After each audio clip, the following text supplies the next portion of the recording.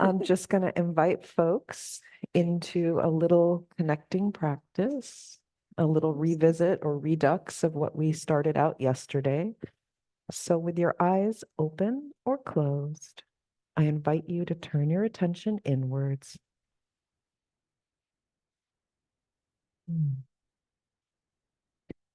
And with your next breath, to extend your exhale. Just a little bit, not too much.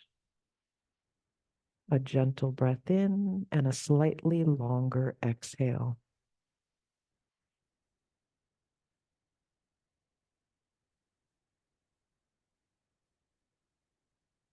And noticing, is there any shift in your state?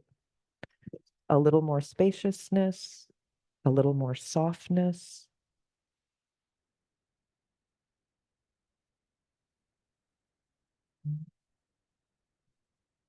A slowing of your thoughts, a greater connection to your body.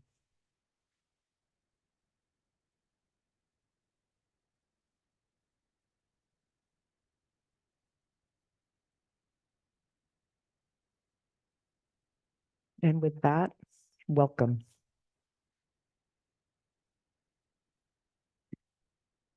Okay, let's get in here.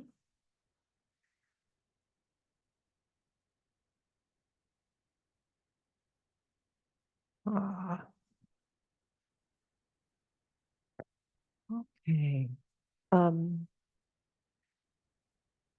So I'm gonna spend a little time framing what I'm going to talk about and then sharing a little bit about the why of the Resilience Toolkit and where its role fits in trauma healing. And then I really enjoyed you all's energy when you were in some small group discussions. So we'll do a little bit of that and then we'll have some Q&A. So it's a tall order for 90 minutes. So we're all here, right, in this immersion to address trauma. Because I would guess that most of us know trauma is a root cause of suffering. Suffering inside us, suffering between us in our relationships, suffering in workplaces and in organizations and in the culture.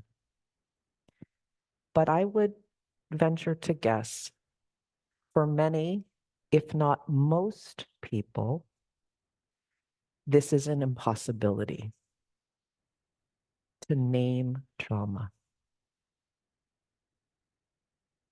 I remember many years ago, I was working on a trauma project in South Los Angeles, which for those that don't know, is an area that is marked by extreme deprivation, under-resourcing, community violence.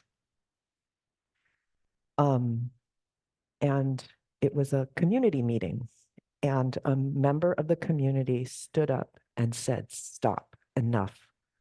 You with that trauma, shoving it down our throats."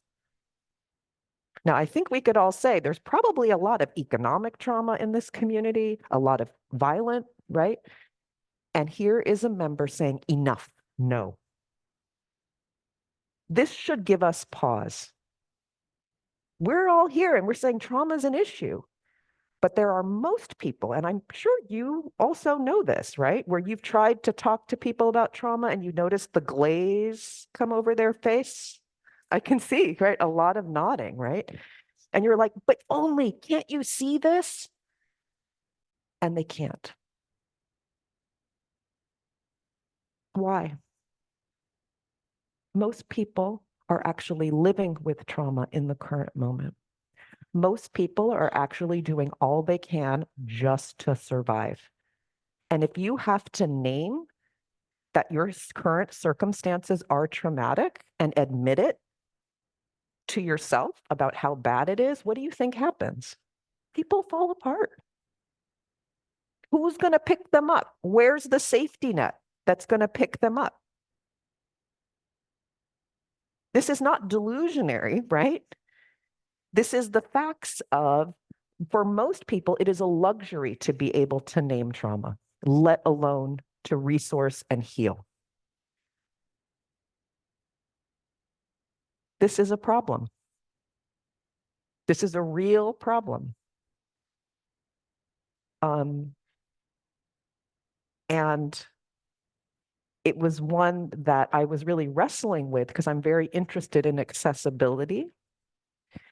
How can we help people be able to name what it is so we can even then talk about the trauma healing, right? You can't talk about the healing if you can't say it's trauma, right? And even for those of you who are here where you're like, well, then that's not me, I'm here. I would venture to guess for most of us, there are some of our own experiences that are still a little too spicy, a little too intense for us to really name them yet, because we too may not be resourced enough. So to have some compassion that this is a shared experience about our inability to name trauma. So it was for this reason that I actually developed the Resilience Toolkit, and why I did not call it the Trauma Toolkit, right? Because guaranteed that's like no one's going to come. No one's going to, talk about it at that moment. You can't even start the conversation.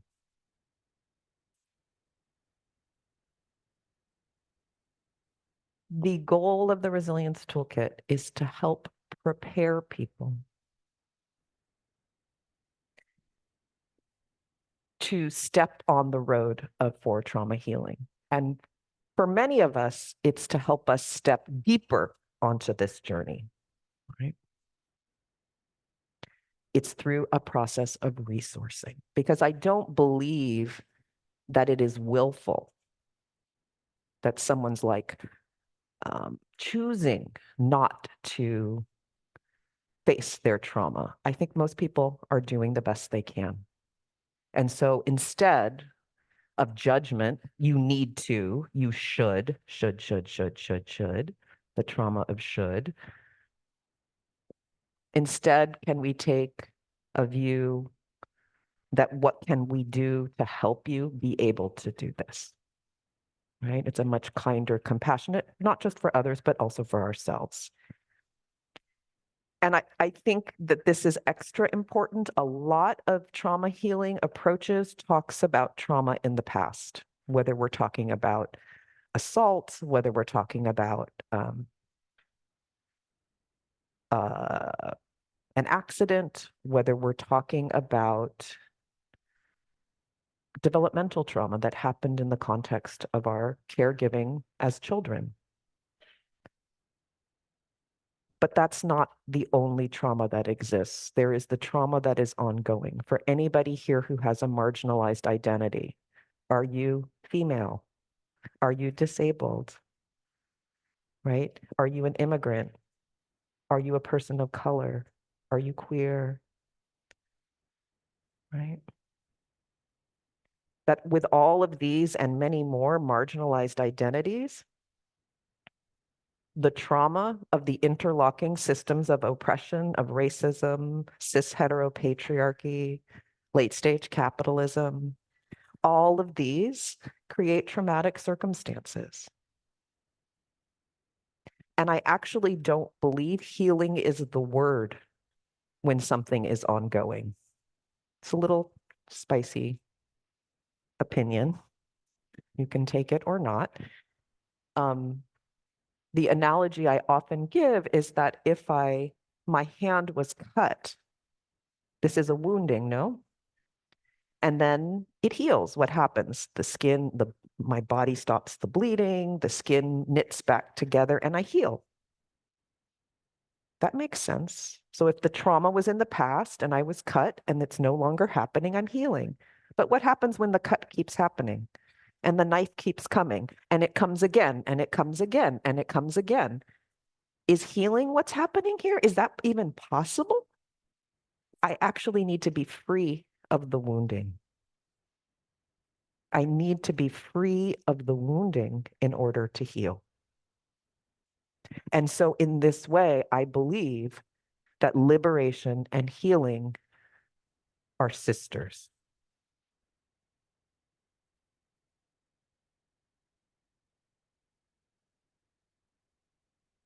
And the resilience toolkit is about both.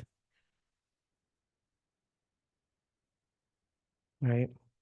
So I can think if I want to reference myself, which I feel, that's a safe place to start. I grew up in a house with some pretty significant neglect, but that neglect happened in the context of patriarchy and sexism. It was not even across the household. So when I go and to do healing about that, if I can't talk about the patriarchy and the sexism that infused into my household about how love and resources were distributed, I can't really heal. It's both and. And that didn't just stop in my childhood, that replicated in school and workplaces, healing and liberation. Okay. So this is the why. And I think it's always important to understand why things are brought into existence because it helps us surface perhaps biases or impulses that may show up later. Lineage is very important. So the way that I shaped the toolkit was really, for those, and I believe Albert talked this morning a little bit about the stages of trauma healing. Many of you, I'm sure, are familiar with Judith Herman's 3 stages. I know when I first stumbled upon that book, I was like, it was a validation because I was already seeing it. And I think many of us, just through an experiential lens, we see it, but it's so nice to have it named. And I find I don't just work with individuals, I do a lot of work with communities and organizations. And I find that 3 stages of healing happens not just in individuals, but at all levels collectively as well. And so I'm really, with the toolkit, we really focus on first stage, which is the resourcing and stabilization stage. I think through this immersion, you're going to get more of second and third stage, but I really want to focus on first stage here because that's really where I do the bulk of my work. So just as a little recap for those that aren't familiar, how do you know you're in the first stage? Or how can you recognize when somebody else is in a first stage of trauma healing? I like to say there's a lot of turbulence. Very nice way to say it, right? Chaos, crisis, intensity, overwhelm. The metaphor I often use is of drowning in rough seas. So if there's a lot of turbulence in the water and you're gasping, right? It's very rough. And I just want to highlight the point, the folly of asking people to swim deeper. If you saw somebody drowning, would you say, hey, could you swim deeper? I hope not, y'all. And we say that and we laugh about it, right? But what happens? When people are in crisis, what's one of the first things we say? Tell me your story. Am I correct? Right? And I'm not just talking about mental health clinicians, I'm just talking in the culture. You, as a good friend, tell me your story. This is akin to asking people to swim deeper when they're drowning. So we laugh about it, but we do it anyways.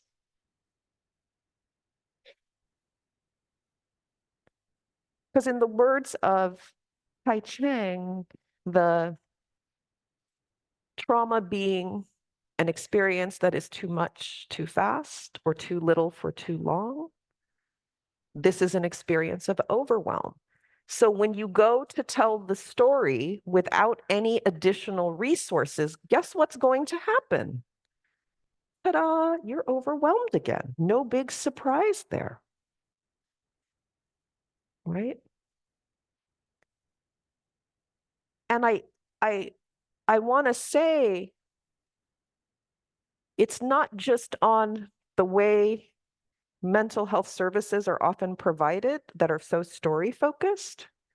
It's not just in our culture when we think it's being supportive to like ask me and get the gory details like this.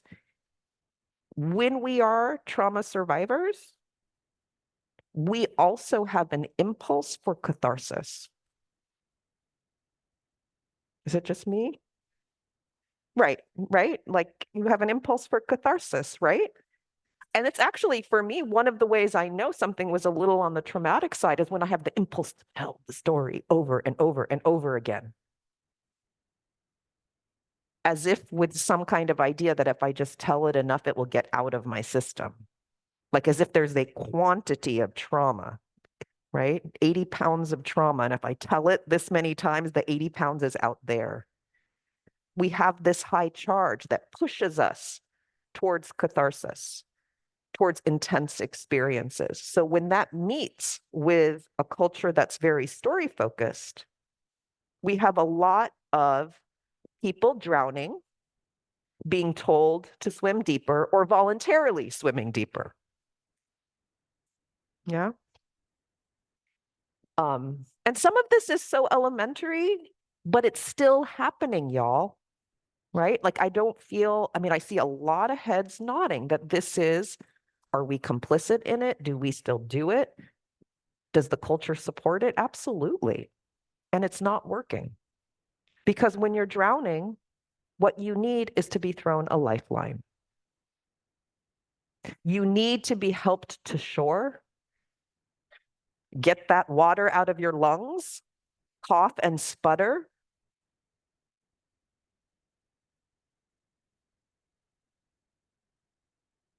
Right? That's what we need. And then we need to learn how to swim before hurling ourselves into turbulent, stormy water. And usually when you learn how to swim, you learn how to swim in the shallow end. And you, as your skills get stronger, you go deeper and deeper until you're like, okay, I'm ready to cross the English Channel. Yeah.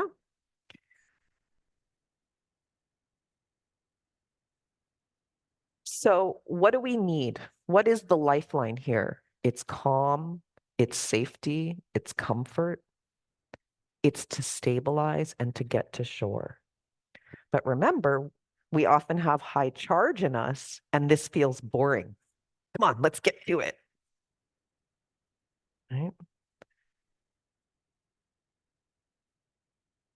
So if we know that these are the needs of the first stage when somebody is in it, right? And that in it, I want to say, is not just from past issues, it can also be current issues. And I'm going to show how we deal with both. Because I get a lot of questions is like, well, it's not in the past. This is still going on. How do I deal with this now? And I think this is a really important question because for most of us, at some point or another, that will be the case. So how does the toolkit, the resilience toolkit, meet these needs of calm and safety and comfort and connection, of stabilization? By developing internal resources, and I'm just gonna list them and then I'm gonna get into it a bit. The internal resources of self-knowing, self-meeting, the ability to meet yourself, self-regulation, self-agency, and self-advocacy. These are internal resources. Okay? But they are not, you heard all of those self. I want to say this is not in a hyper individualistic vacuum. The understanding, what is also needed as a resource is understanding ourself in our ecology, in the relationships with other individuals, with the collective, with the more than human, with the culture, with the historical, with the systemic. So in the toolkit, there is a pushback against the individualization and pathologization of adaptive responses to harmful circumstances. And this is, we're going to get into it. I'm just giving you a little taste and then we'll dive into it a little bit more. And the toolkit isn't just about developing internal resources, it's also helping us develop the embodied capacities to reach for and receive. Those are two different things, reach for and receive external resources throughout the trauma healing journey. That usually happens a little further in, but it sets us up to have the sufficient internal resources to tolerate the vulnerability of interdependence, to confront narratives of unworthiness. I am not worthy to receive resources. To be able to tolerate this without collapsing or acting out or acting in. So that's the big theory, and I want to make this really practical. I love theory. I'm kind of a nerd that way, but I'm also really practical. All kinds of opposites exist here.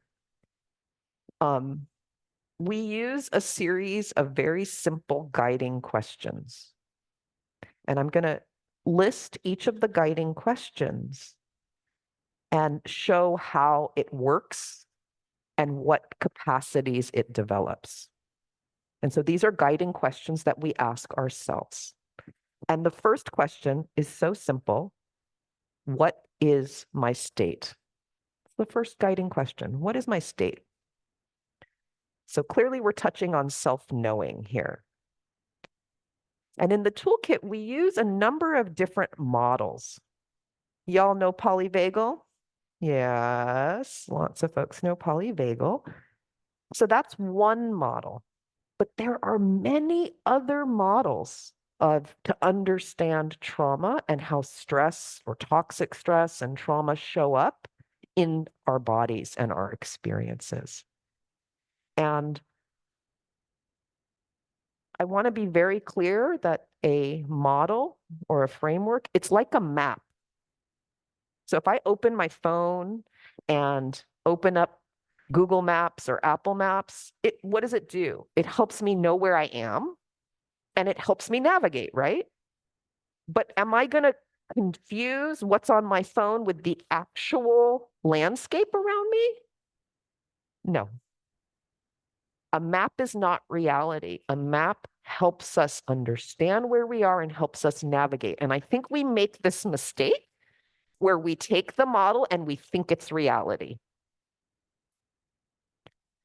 So a good model helps us understand ourselves and our experience and helps us navigate. And polyvagal, because I can see for a lot of people, that's given a lot of people. Do you remember when you first heard fight, flight, and freeze and you're like, oh my goodness, right? You had that moment of understanding and then it helped you navigate about how you were going to move. That's a good model, but it's not actually life. It's a model. And there are other models, and no model is perfect. They all have gaps. They all have strengths. So in the toolkit, we use different models to help folks understand. So I will see, for example,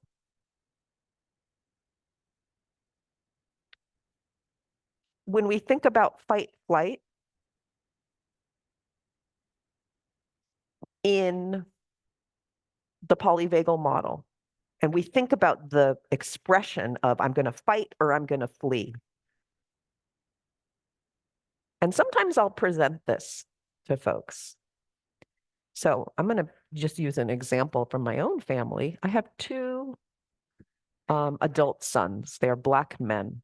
So what happens if one of my sons is driving and gets pulled over by law enforcement and it's unfair and he feels really upset and super stressed and wants to fight? What do you think would happen in the United States? Probably a shooting. Yeah. But what if he just wanted to run away? Also a shooting. Okay. So for some people, when you, in a situation when you have less power, you actually are not able to express freely the fight flight. The greater privilege you have, the more easily it is acceptable and safe for you to express fight flight.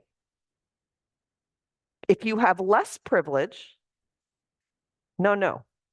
So does that model going to work for everybody? Do you see that there's a problem? So what model would I bring in? In the toolkit, we bring in the model of appeasement, which is both a cultural and a biological response to power differential.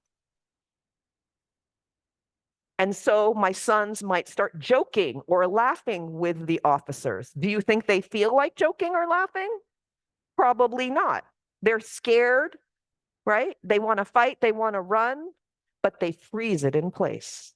That is a model that would help them understand what is their state. Because afterwards, when they come and they're shaking and they're feeling really upset and they want to know what just happened, to help them understand from this crisis that they're feeling, the turbulence, if I can give an explanation of appeasement, there's a,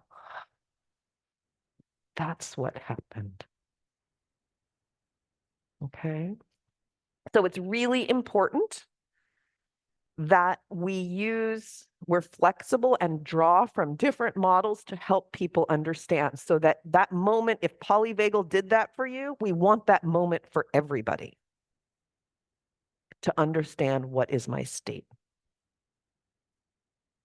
And this came to me because as I was practicing, because I used to use just polyvagal, and people will say, well, I'm not really this or that.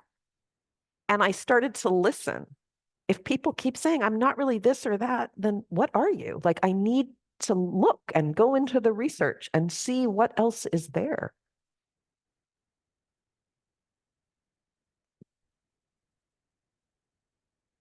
So with that, we move to the second question. And the second question is, how do I know?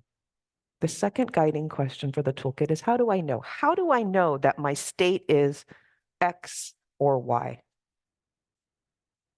A or B? So what we're doing here is also developing self-knowing. And I would say in a culture, mainstream Western dominant culture is so cognitively focused that people do not spend much time or discount the messages from our bodies. Maybe our emotions a little bit, but from our bodies, no.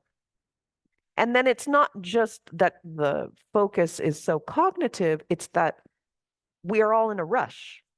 That's also a symptom in our culture, right? Everything is quick, quick, quick. There's not time for reflection, for connection. And so what I see is people have a poverty of not just understanding their somatic cues, but the language to translate them. Really, truly, this is a poverty. Like, we just don't have, most people don't have language for what's happening in their body. And so we're both developing the interoceptive capacities to know what's happening, to understand myself, but we're also developing language for this. And I find it so beautiful in some of the communities that I facilitate to see a collective language develop. As people are able to enter the realm of the sensory or the metaphor, I feel like my body feels like it's in a pressurized cave. It's dark, right? Or I feel like I'm on a wide vista looking across green rolling hills, my body, right? When you see, like, I always love when there's a poet in the group and you start to see the group develop this language to understand, this is how I know where I am. This is where people make a model their own. Even if we're saying polyvagal, if we say social engagement system, that's on paper, but how do I know for me? Not just in my body and my emotions and my mind, but how am I relationally with other people?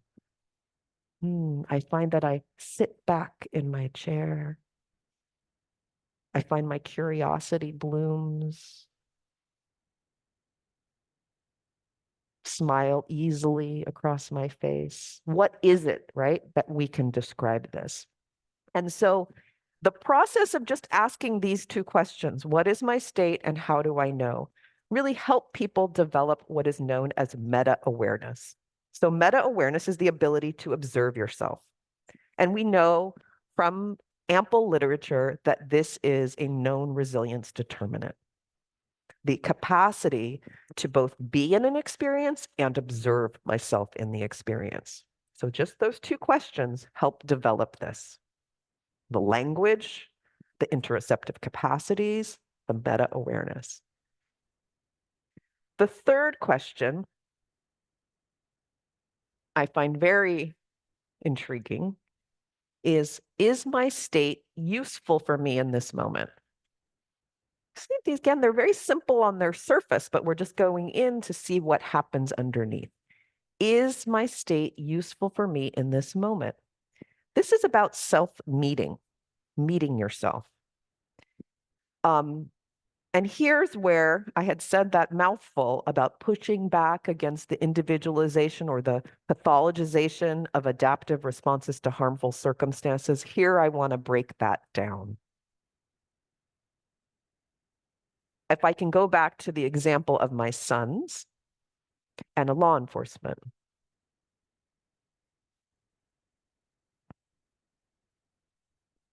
Or I could use an example. I remember teaching to a group of youth activists who used art and poetry with kids impacted by violence.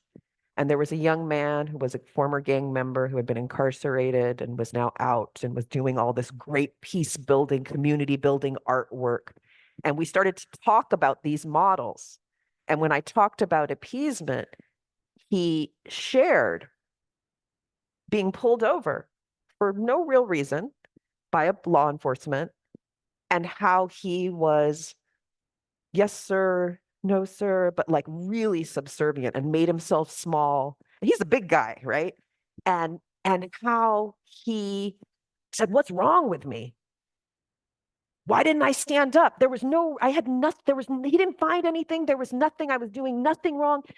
And what he completely collapsed in that moment. And he was so down on himself. And so for him to understand through the model and then ask this question, was this state useful for me in this moment? His answer was, it actually was, because it helped him get home safely to his 2-year-old son. So if we just, because there's sort of a glorification of social engagement, there's a glorification of being always calm. And I want to say being always calm is not the best thing. Like if this,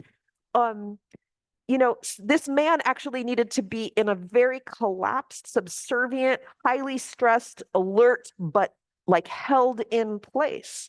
That if we moved this man to another situation, like with his 2-year-old, we would say, this is the problem. That's not how you should be as a parent. Like that's not going to be great for connecting. But in this situation, it was adaptive. And I think this is really important because so many of us walk through the world navigating some real tough stuff. And how then we'll be down on ourselves where I should be more regulated. I should be more regulated. As if we are should be completely regulated with, hurtling towards climate collapse and how many wars and genocides happening at the same time. You're all human. And so the wellness industry, right, has like sort of lifted up that we should all be calm all the time in a real, like, what's wrong with you? But it's a way to blame us and for the systems that are making things so hard, so dangerous, to shirk the responsibility of creating these conditions that we live in. And so this question pushes on all of those things so that we can look at ourselves and say, you know what? This response is really needed right now, and this is a really crappy situation. And instead of being down on myself like this young man was, I can have compassion for myself that I did what I needed to do to survive. And that's really important, that shift. Okay. At the same time, sometimes we are in an over response. We are doing more than is necessary in that moment. So we're appeasing more than we need. I think of an example. Someone came to me and said, I really want to develop more resilience and to be better regulated. And I said, what's going on? And she told the story that in her workplace, this was a very petite Asian engineer in a military aeronautical, like very male dominated field. And her boss was really abusive, like throwing things. And she says, I need to be calmer. Y'all, this is what happens when we have this narrative that people need to be regulated all the time. And I'm thinking inside, like, that's not really what needs to happen here. But, how do we, you can't should people have to come to stuff on their own. What we were able to say is to say, is your state, so she would be like just super hyper vigilant and on high alert about, as soon as she got to work. And she realized, you know what, I need to be like that, like actually to protect myself. But what she realized is when she came home, she was still hyper vigilant.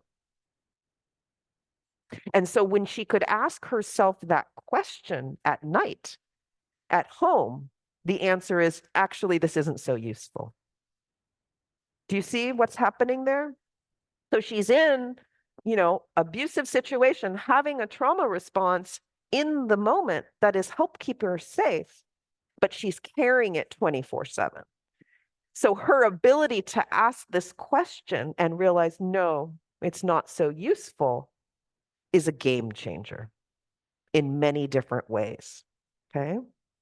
Because and this is what I'm connecting to here is we're not talking about something that happened in the past. We're talking about something that she's existing in right now. And so that may be something that resonates for you, something I'm going through right now, or some of your clients, if you work with people, what are they going through right now? That it's not just in the past. It's rarely is it 24/7. There are usually some ebbing and flowing. And so the ability to spot moments of relative safety is super important. And this question helps you do that. Is my state useful for me in this moment? And it helps me recognize myself in ecology. Okay. So then this brings to the next question, the next guiding question. If this is not useful right now, what practice can I do? And so you might realize that the state you're in is not useful in the type, because you don't need to be hypervigilant when you live alone and you're at home. Or it might be the intensity, right? So this person realized that even at work that she was like on 7,000 when 1,000 would do. So she was carrying it too much at work and for too long at home. And just by asking these questions, this became clear to her. So what practice can I do now? And so when I developed the toolkit, I was working in very sort of extreme situations with gang intervention workers who live in communities of violence. So where they're not going on a retreat. Like, where are you going to go? It's actually everywhere around you. Working with first responders. What are you going to do? Say, you just breathe there yourself. You stop your own bleeding. I'm going to go and do some breathing over here. And so these are the kinds of conditions with where I developed the toolkit in real time. So I'm very interested in real-time practices that people can use in about 30 seconds or less. Okay. So we use a number of practices. I did a very short, that little breathing practice we did at the beginning here when I first stepped on the stage. We call that settling breath, where we take advantage when when we breathe out, our heart rate slows slightly. When you breathe in, your heart rate speeds slightly. And so having a slightly longer exhale is going to give you a slight calming as opposed to a square breathing where it's even all the way around. You know, there's some movement practices. Right? I'll be doing tomorrow and the next day a therapeutic tremor practice. That's also very short. So I hope you'll join me in doing those practices. And the rule of thumb in the toolkit is if it doesn't help in 30 seconds, stop and do the next. What? I don't know about you, but I remember when I was like, okay, I'm going to try meditation, right? And I tried to sit and I said, my God, this is the worst thing ever. How does anybody do this? This is horrible. My monkey mind. I have like all this stuff coming up. And I was trying to do insight meditation. And my narrative was, what's wrong with me? Something's wrong with me because meditation is good. So something must be wrong with me. Yeah. Am I alone or does someone else have this experience? I see some hands. Yeah.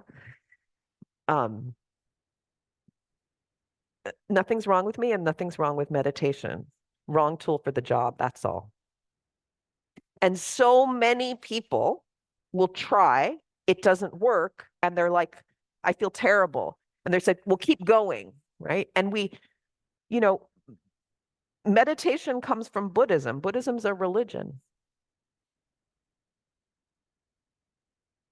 And leave it to us crafty Americans to take a religion and turn it into a tool where we make it's all about consumerism, it's all about productivity, it's to make you a better producer, a better consumer, right? Stress reduction is not the purpose of religion. And in Buddhism, what do we have? Yes, you turn inwards towards yourself, but is it through an app? What do you have? You have sacred texts, you have teachers, you have Sangha, you have community. And we, again, leave it to crafty Americans. We just distill it into an app and think people are going to be okay. So I have a very dear friend who's a Buddhist teacher, and she often teaches long retreats, and people come and they fall apart. We're not trying to do that kind of mindfulness. We are looking for short, quick practices. Okay? Because we're going to ask the next guiding question, how do I know it worked? And this is the piece that's missing. How do I know it worked? A lot of things happen when we ask this question. It's a very deceptively simple practice, just these little questions, but a lot of things happen when we ask.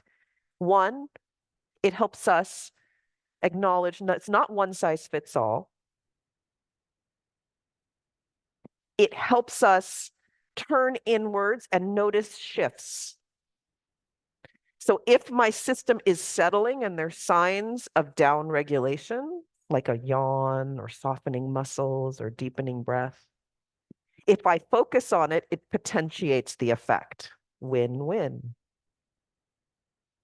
If I turn inwards and I notice that my stress is actually climbing, okay, what happens? The encouragement is to stop and do something different. So how does this change some narratives?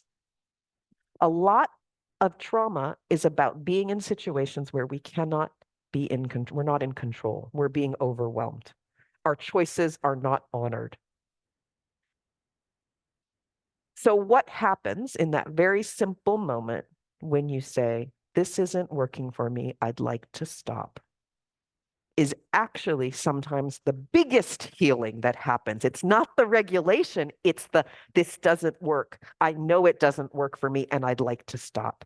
And to be encouraged and cheerlead that that is a good thing. Because so many of us will push and push ourselves when we don't need to, because we are so habituated to be about everybody else's comfort. We don't even know what we need. So the self-knowing here really grows, right? It's less important, does it regulate? It's more important just to recognize the changes and then to act from it. Oh, this is working, I'm going to keep going. This is not working, I'm going to change. One, that process grows what's called regulatory flexibility, also a known resilience determinant. The ability to, it's like the sunk cost fallacy. It's not working, but I've already invested so much, so I'm going to keep investing more. No, it doesn't work. Stop, shift, and do something different. This is a sign of flexibility, regulatory flexibility, again, in the micro.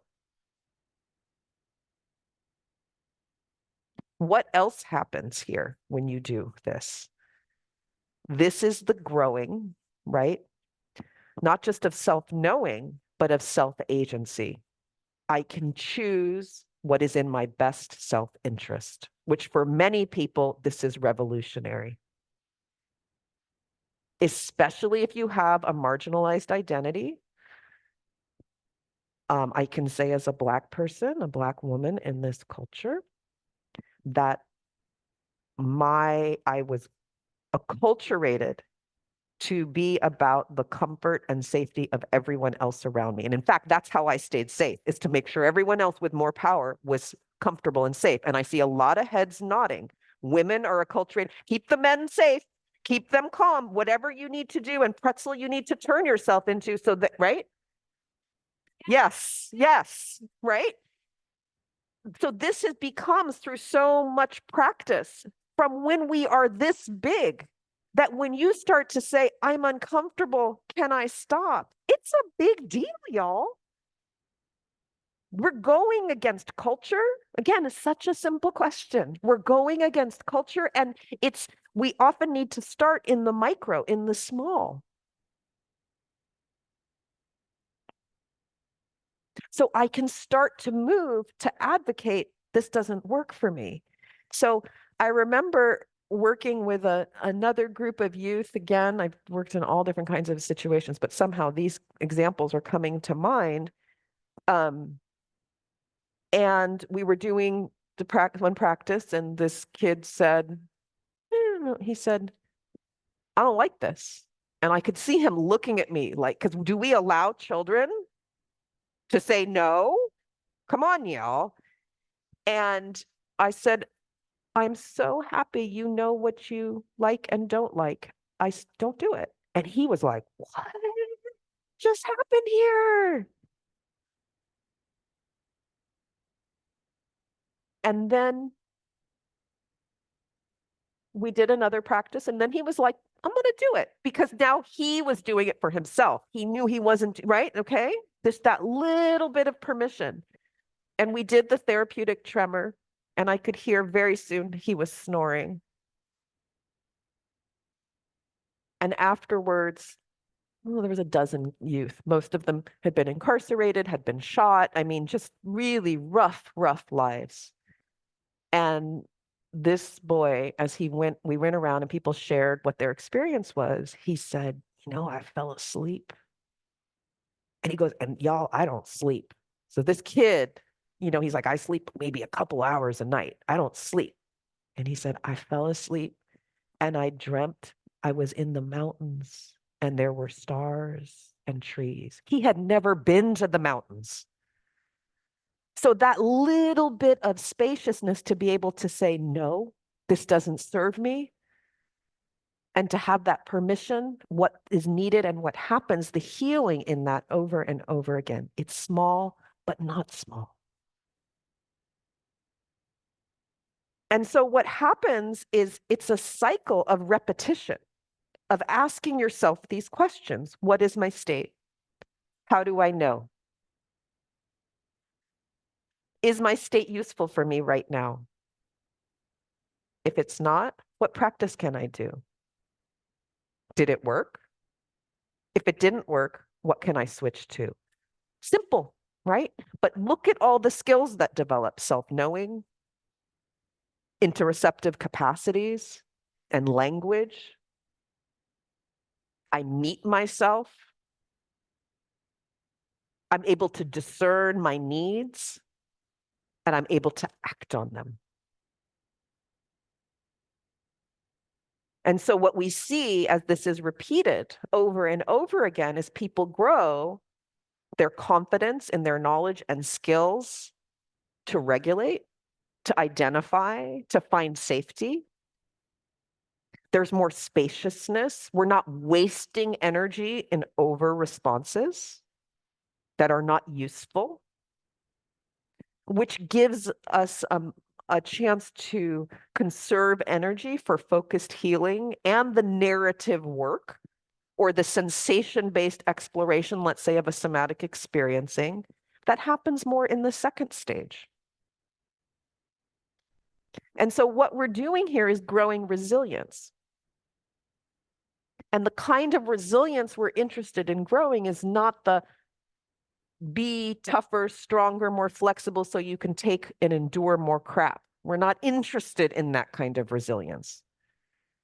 We're interested in what I like to call alchemical resilience, like alchemy, right? Alchemy, where you turn a base metal into gold, where your result is bigger than the ingredients you put in. The way I define alchemical resilience is we are interested in growing this type of resilience, alchemical resilience, which is the flexible strength and increased capacity to heal, to overcome adversity, and to have that bandwidth to change the systems of inequity and oppression into places where we thrive. Because it's not, this is how we prepare for this healing journey, but it's not just a healing journey. Remember, we need to be free of the wounding. And as we start to practice this, we start to build reserves and capacities and strengths for the liberation as well. So I like to think this is how we get free together. All right, y'all. So I said a lot of things. I'm apt to, I think maybe I want to do some small group. I have some questions for you, or individual reflection if you're more in the mood for that, or you're at home watching the live stream. But I also want to have time, like, for some real time for questions and answers to make this really practical. So I actually think let's do a few questions first before we go into small groups, then we'll go into small groups and we can do some more. Yeah? Okay. So we've got mics on both sides. If folks, I'm going to take, let's say, 4 questions, then we'll do some small group and we'll come back and do some more questions. Okay. So I think everyone, we've got, why don't you go ahead? We'll take you and then we'll go over here. Hi, sure. So my question is with regards to all the self pieces, how can you, or what would you offer someone who is in the ongoing wounding with, for whatever circumstantial reasons, no light at the end of the tunnel yet? How can they develop that on a very deep internal level while still constantly being poked at? So the thing here is to recognize, just like that example I gave of the woman who was in that workplace, she was being poked at constantly in a very horrible way, but it wasn't 24/7. And so I'm going to finish that example and let's see if this answers for you. Is what happened is that as she would practice the toolkit when she got home, she would settle and she slept better. So she was less tired.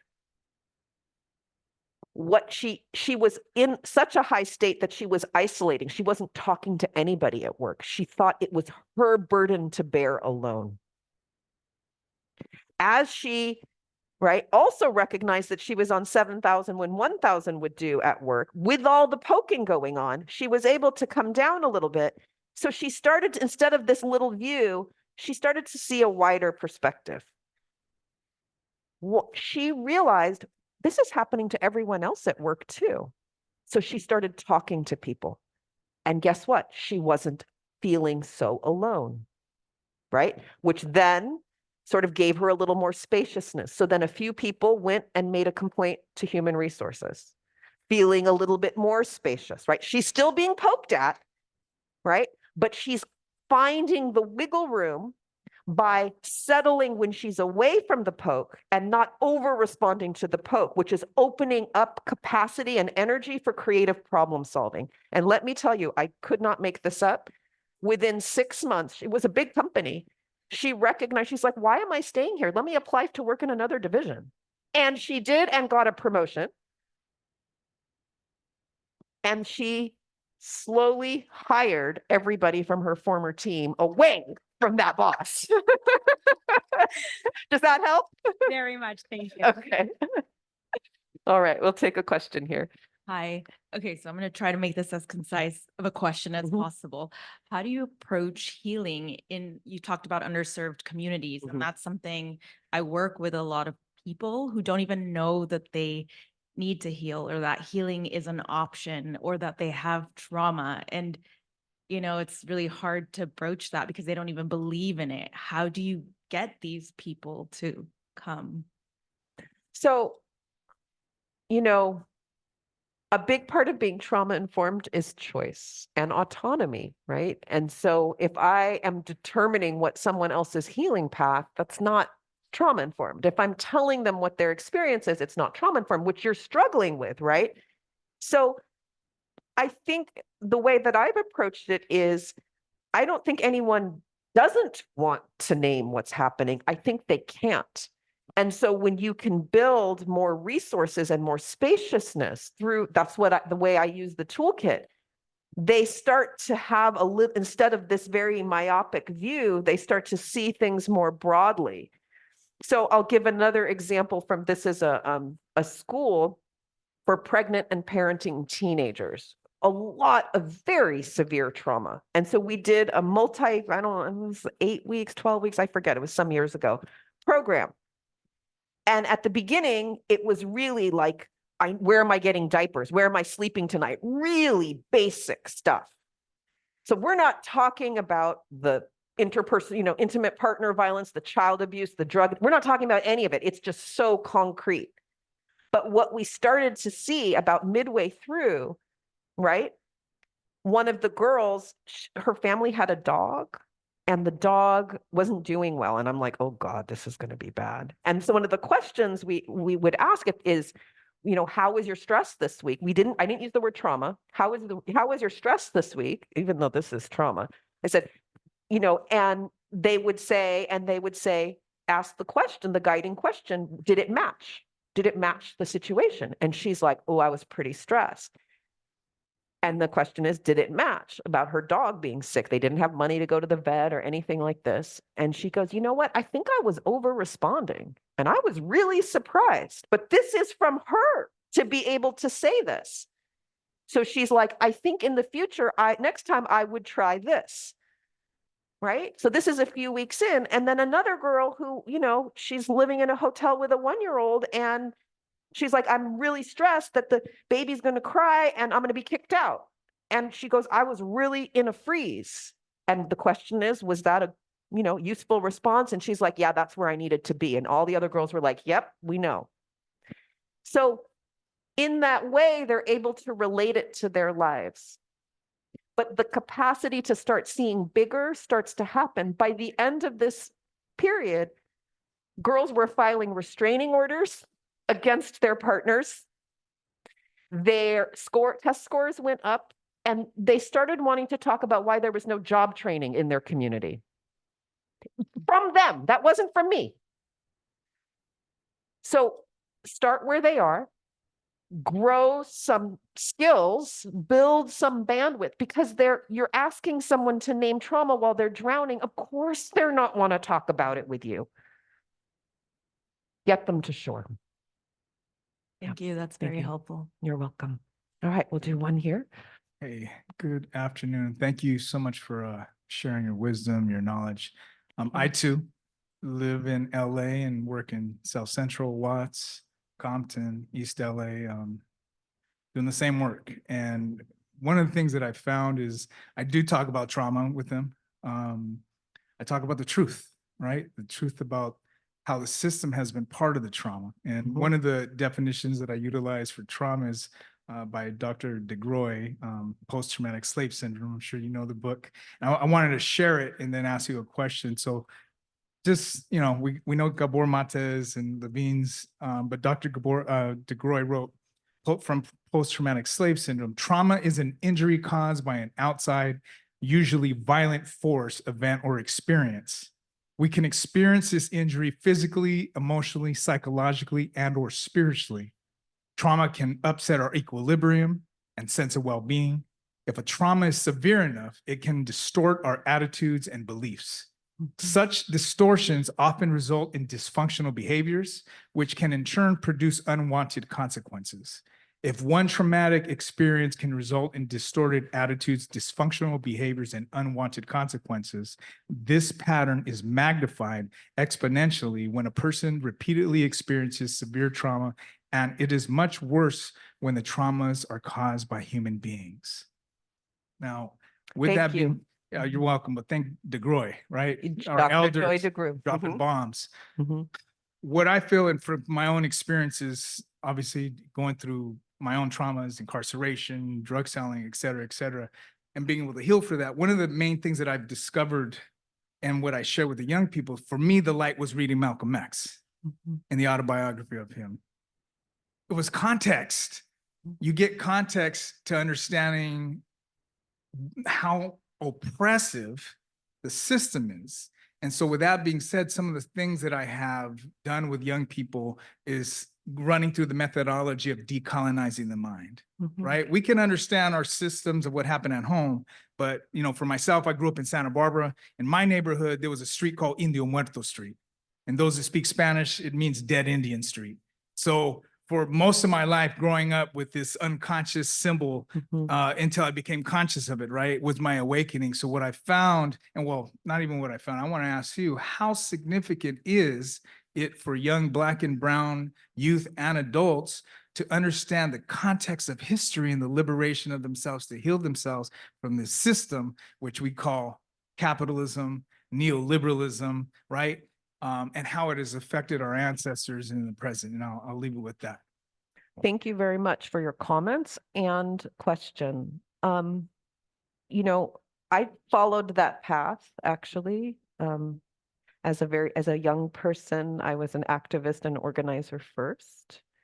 I studied, my first teacher was Angela Davis. I studied with her for several years directly. So this is where I cut my teeth. I think this is a lot of both and, right? I think the pendulum can swing on both sides and be problematic. So there can be a over focus on the small, intimate, interpersonal, so much so that we lose sight of the systems and the water we all swim in and how they impact all of us, whether you're privileged or disadvantaged or multiple. At the same time, you can over focus on the big and the large, right? And the systems, and ignore the human and the inter and the delicate. It's both and. So that's, yeah, because it's, you know, decolonizing the mind, but also the body, right? We've got to decolonize the body, and how much of the culture is in how we sit, how we, you know, how much of it shows up inside of us. So it's both and, you know, there are many ways to reach folks. I encourage all of the paths to reach folks. And as people grow capacity to think and feel into bigger things, because a lot of what happens in activism is a lot of fight, and for good reason. But if you don't know how to turn it off,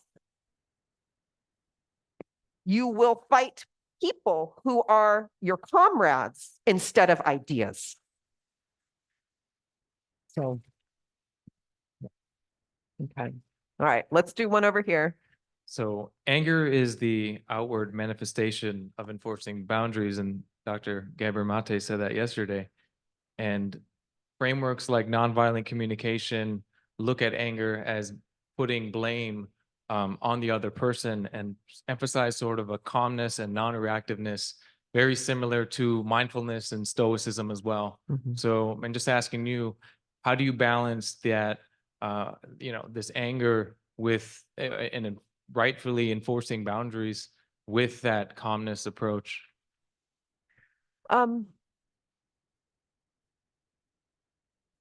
There's a lot of things I like about nonviolent communication or compassionate communication. I teach it and use a lot of it. And I find a lot of times people who are attracted to it are conflict averse and actually have a hard time with boundaries and anger.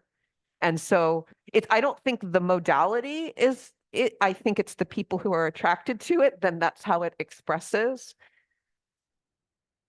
No human response is wrong. I'm going to say it again. No human response is wrong. Is it adaptive in the moment? So maybe you just have never been in that situation. Good for you. But sometimes enforcing, anger, a righteous anger will save your life. The problem is when it's too strong for the situation, it's lasting too long, and we get stuck in it. It's the stuckness, the rigidity that we forget that we are supposed to be fluid and adaptive. So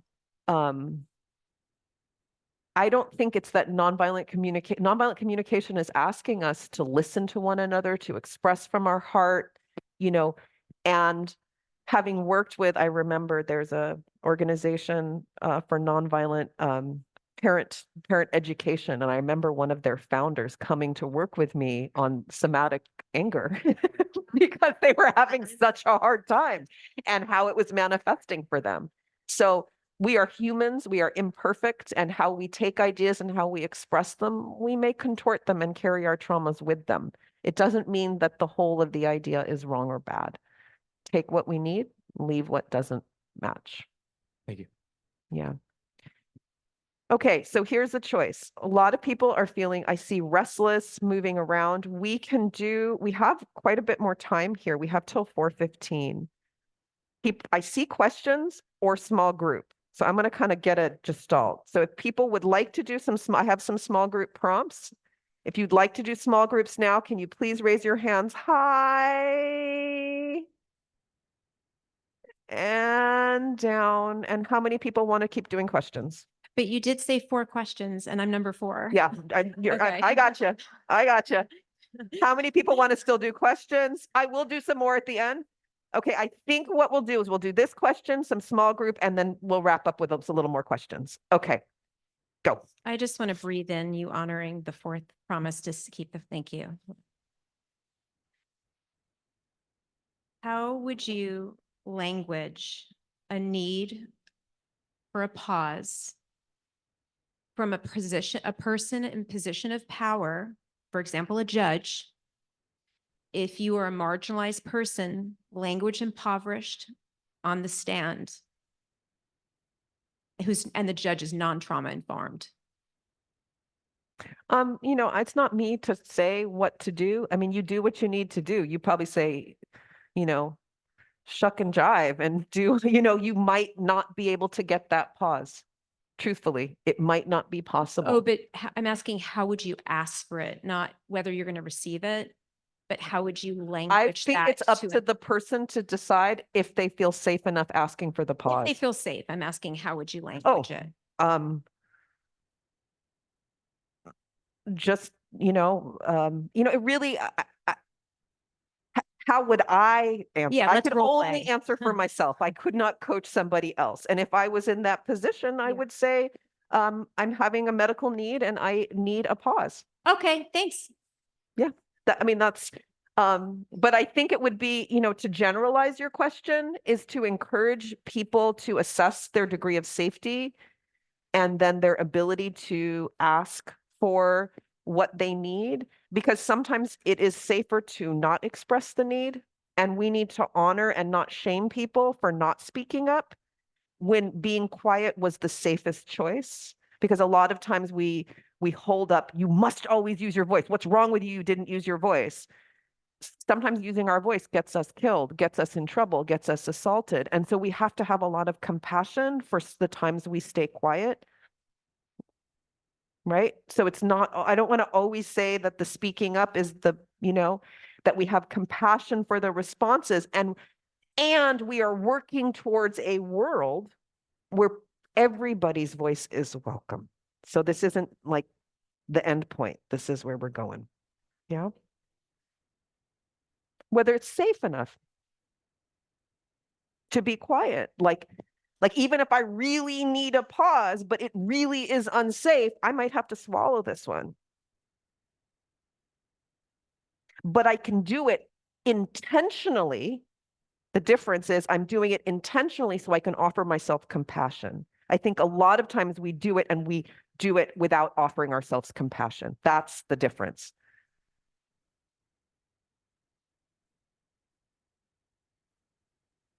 You might not be able to resource. You might need to split. You might need to check out. There are a lot of things that happen. Like we say, dissociation is like bad.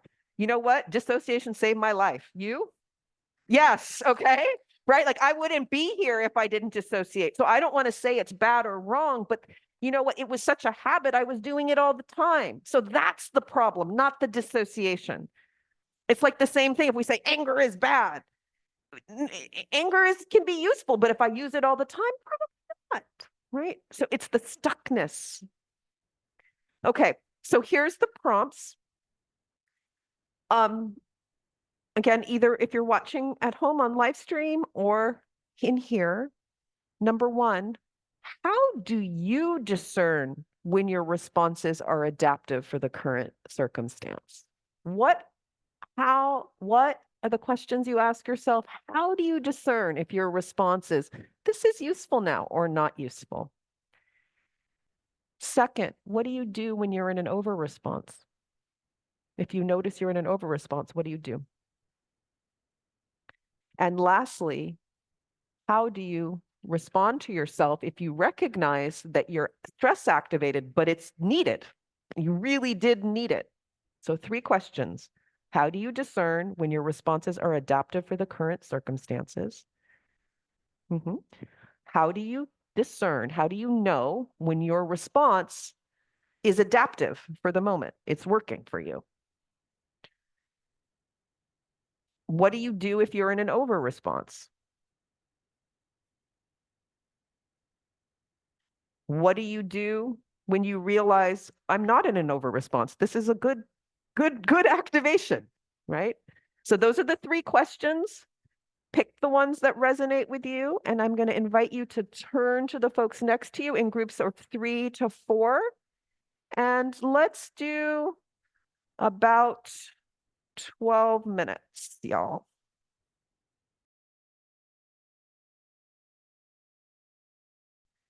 If there's still unsaid words or things you'd like to express, please, after the session at the next break, find your person and continue the conversation.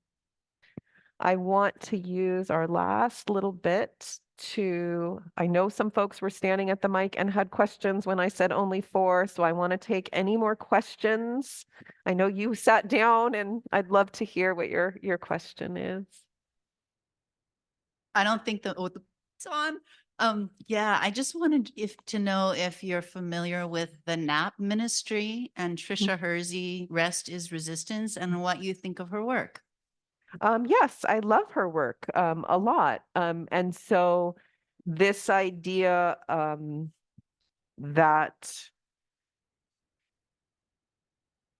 for, folks who are not in the lap of luxury to stop and say, I'm going to take care of myself. It's an act of resistance to the narrative that I am only as good as what I can produce or what I consume, that I have value in and of myself, and that she actually uses the term rest not just as resistance, but as reparations.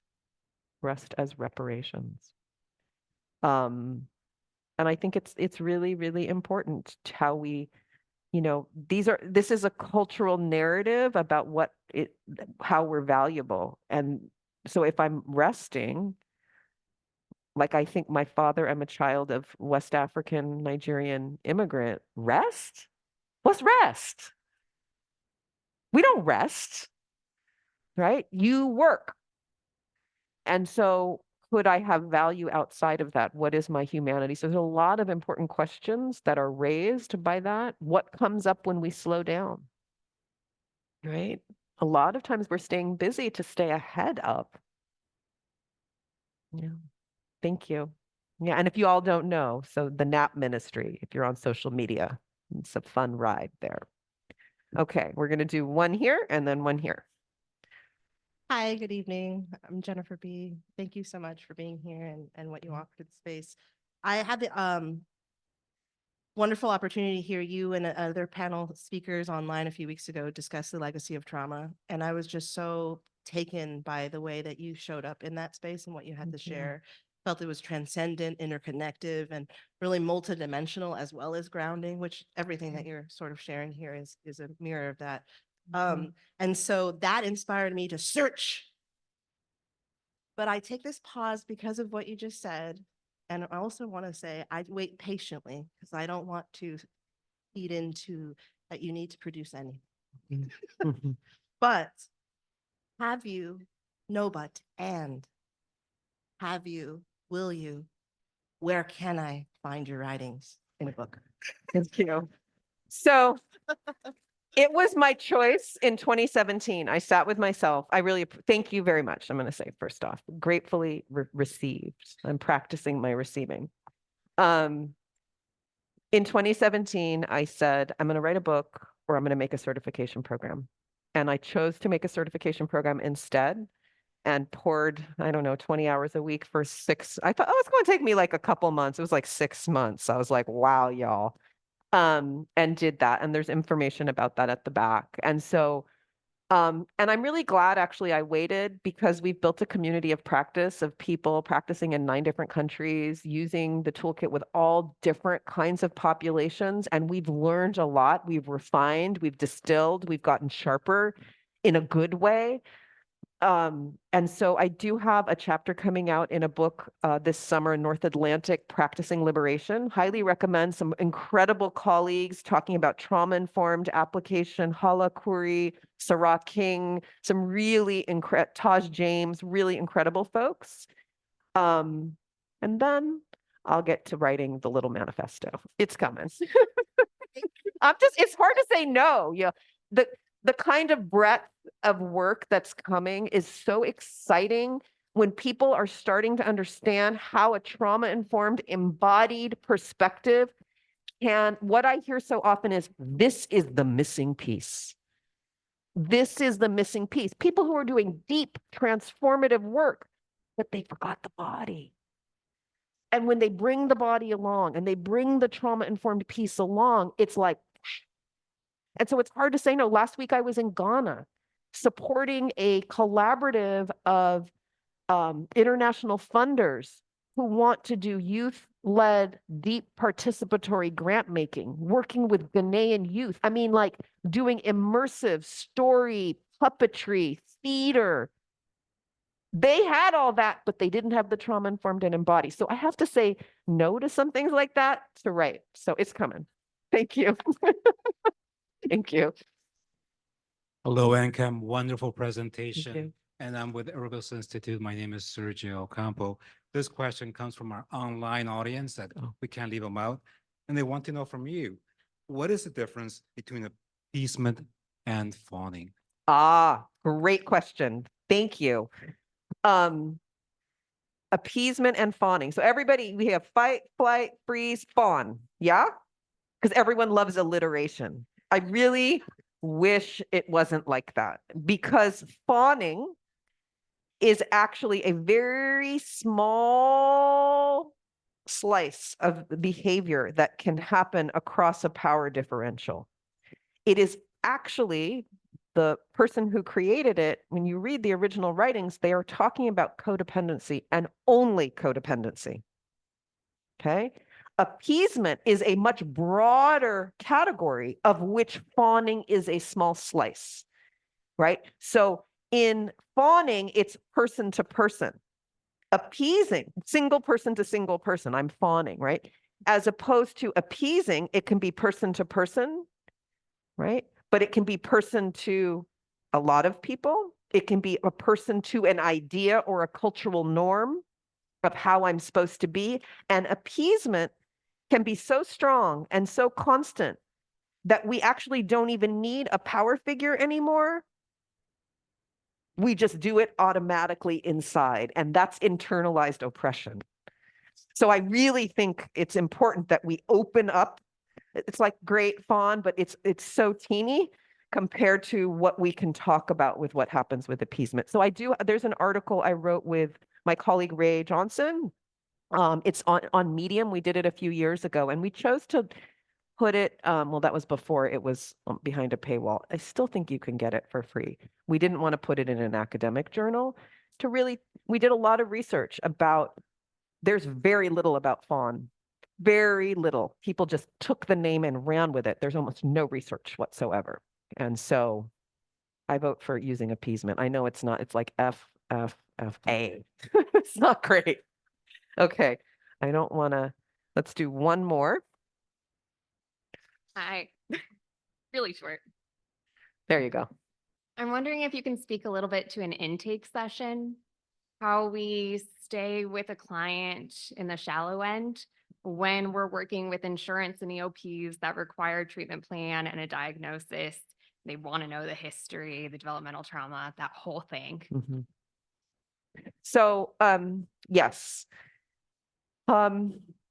One, we know it's not trauma informed. You haven't built trust with people, and suddenly you're asking them to divulge everything, right? I don't do trauma histories in that way anymore. I often will start by saying, I try to bring things current and say, we'd like to talk about how trauma is manifesting in your life now. What are the symptoms that are problematic? Which is a way to just frame it first, that we will get to the nitty gritty story, but right now, just how is it showing up, right? How is it impacting you? The impulse to tell the story doesn't just come from, the mandates that we need to fill out the forms. It comes from people who just have the vomiting, the trauma vomiting. I will pause people and I will pause them and I will say these words. Your story is so important. It deserves to be told, and it deserves and needs to be listened to, and I want to listen to it. And I see, as you're telling the story, you are in a lot of distress. Can we slow this down so that you are not harmed in telling the story? We will get there. So that kind of language often so I get enough to appease the system that requires I fill it out and give a diagnosis, right? But I am not doing harm in the meantime. And it's a real tough tightrope that y'all are walking in that system. And I will say, I have had the real fortune of working with, I worked with a city that was redesigning their youth development, youth intervention program. And this was one of how do we make intakes more trauma informed so that we don't lose people right out the bat, having to divulge all of this. And so this is a really, ways that you can do something in your seat, but also, you know what, if you work in a clinic, you work in a hospital, you work in a system, they revise their policies every now and then. Volunteer for the committee. Volunteer for the committee so that some of these things can get done in a more trauma-informed way. Take your knowledge and spread it to all your colleagues who are not here so that the policies are kinder. All right, with that, thank you, thank you, thank you, thank you. And I hope to see you tomorrow afternoon. We'll be doing some movement. We're going to do the therapeutic tremor that exists as a part of the resilience toolkit. Short half an hour. I think just after lunch. Come and close. You can move in, and I'm going to hand it off. Thank you so much, Nkem.